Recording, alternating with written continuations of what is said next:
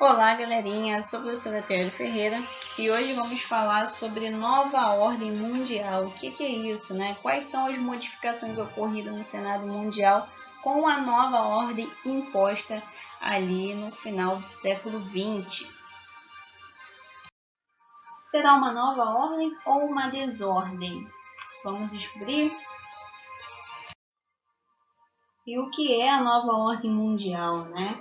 É um conceito socioeconômico que faz referência ao contexto histórico do mundo pós-Guerra Fria. Por isso que a tia perguntou para vocês, é uma ordem ou uma desordem?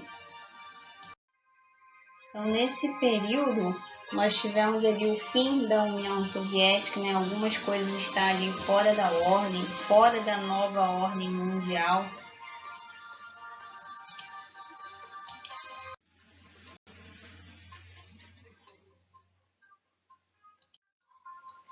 Então, a nova ordem mundial implica ali na revisão dos conceitos tradicionais que por décadas serviram para explicar a organização geopolítica e geoeconômica do espaço mundial.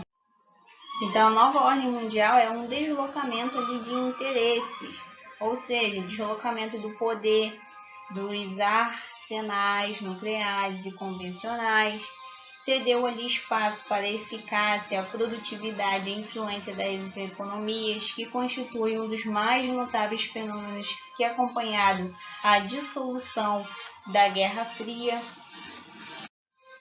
Um contraste também ali do confronto bipolar, que dá lugar à multipolaridade das relações, né? Megablocos econômicos, contornos supranacionais, internacionalização, integração dos fluxos de capitais. Então, galera, com o fim ali da Guerra Fria e da bipolaridade, o mundo ele passou por muitas transformações que culminaram com a atual ordem internacional, uma nova forma de pensar. A ordem mundial é com base na multipolaridade. Na concepção de um mundo multipolar, os estudiosos não enfatizaram o poder militar, mas sim o econômico e tecnológico, considerando o mais importante na atualidade.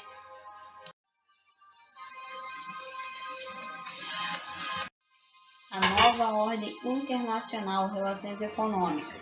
Primeiro, capitalismo e o neoliberalismo, Estado mínimo e mercado máximo, privatizações, controle de gastos públicos, estabilidades econômicas, controle da inflação, abertura do mercado, empresas capitalistas, modernas, competitivas, redução dos custos de fusões, grande investimento nas bolsas de valores. Segundo, a globalização, formação de mercado mundial, internacionalização de produção, as transnacionais.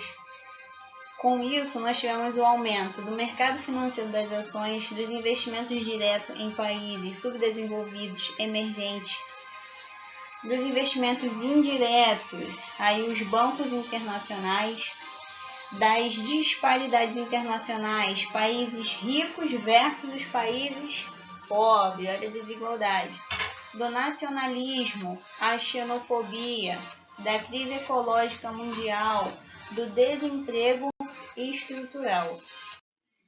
E com as mudanças também aí a globalização, né, que caminhado aí junto. Então a globalização é um dos processos de aprofundamento da integração econômica, social, cultural e política no final ali do século XX e no início do século XXI. É um fenômeno observado na necessidade de formar uma aldeia global que permite maiores ganhos para os mercados internos já saturados, né? A gente chama a globalização de interdependência aí dos países. Infelizmente, a pobreza ali dissemina-se pela superfície do globo, né? Avançando sobre as fronteiras, fazendo microespaços de propriedade, conviverem com cinturões envolventes de pobreza e desemprego. Então, a nova ordem mundial não é mais estável ou segura que a ordem da Guerra Fria. Se o espectro da catástrofe nuclear parece ter sido afastado, novos demônios tomaram-lhe o lugar. Então, a emergência do nacionalismo, da hostilidade étnica, o ressurgimento do racismo e da xenofobia, a multiplicação dos conflitos ali localizados, tudo isso se multiplicou. Então, as sociedades estão em processo de globalização desde o início da história. Porém, esse processo histórico, a que se denomina globalização, é bem mais recente, podendo ser datado do colapso do bloco socialista e a consequência ali do fim da Guerra Fria, na década de 1990, do refluxo capitalista com a estagnação econômica da Rússia ou ainda da própria fim ali da Segunda Guerra Mundial. E quais são as desvantagens da globalização? Aumento do nível de desemprego, né? A gente tem aí os impactos ambientais, a desigualdade social, muitas são as desvantagens que a globalização trouxe para o planeta Terra. Então a Terra, ela também sofre com essa superprodução, né?